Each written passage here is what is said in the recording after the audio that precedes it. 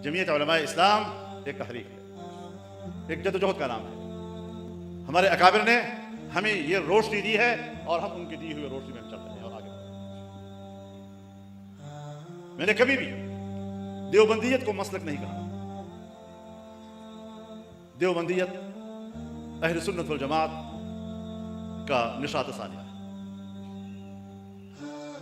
इस्लाम की आफाकियत का नाम है, इस्लाम की आलमगीरियत का नाम है,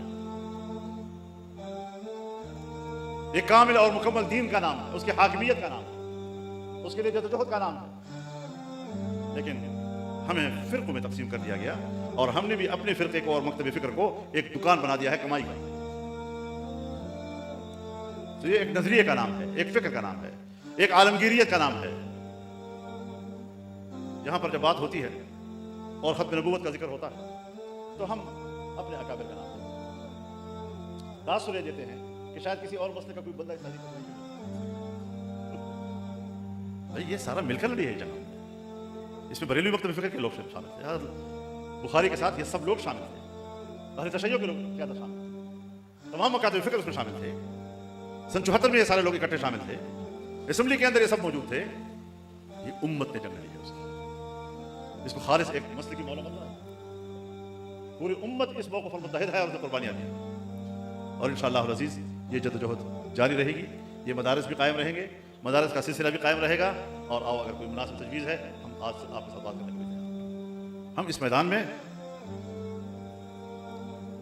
मैदान में बुखल से काम नहीं ले रहे, हम इस मैदान में तंगनजरी से काम नहीं ले रहे और हम तो मुल्क में एक जमहूरी माहौल चाहते हैं।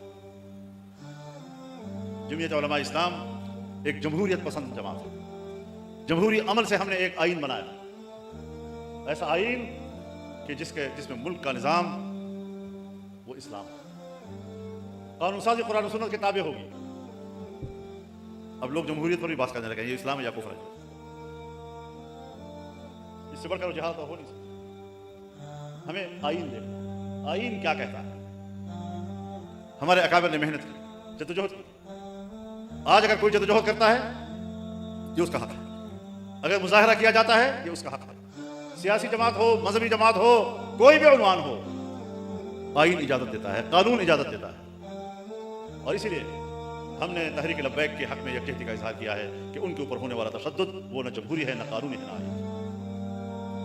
लेकिन हम ये भी जरूर कहते हैं कि तहरीकें भी चलेंगी।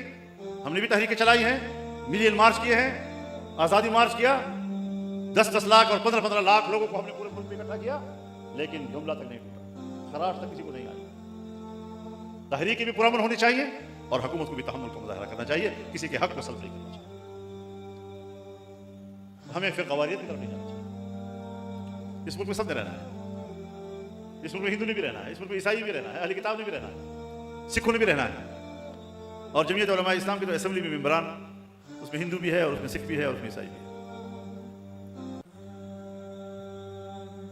तो इन सारी सूरत हाल में हमें एक कौमी यकजहती की तरफ जाना है।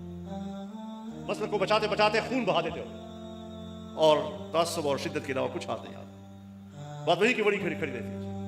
क्या फायदा है ऐसी शिद्दत की बातों का और क्या फायदा है ऐसी तकफीरियात का कि जिसके नतीजे में सिवाय नफरतों का और कोई चीज हमारे हाथ में। तो इन सब चीजों को हमने एतदाल के साथ लेकर चलना है। इस्लाम नाम है एतदाल का और एतदाल ही कमाल है। एतदाल ना हो तो या इफरात है या तफरीत है, और इफरात और तफरीत दोनों कमाल नहीं है।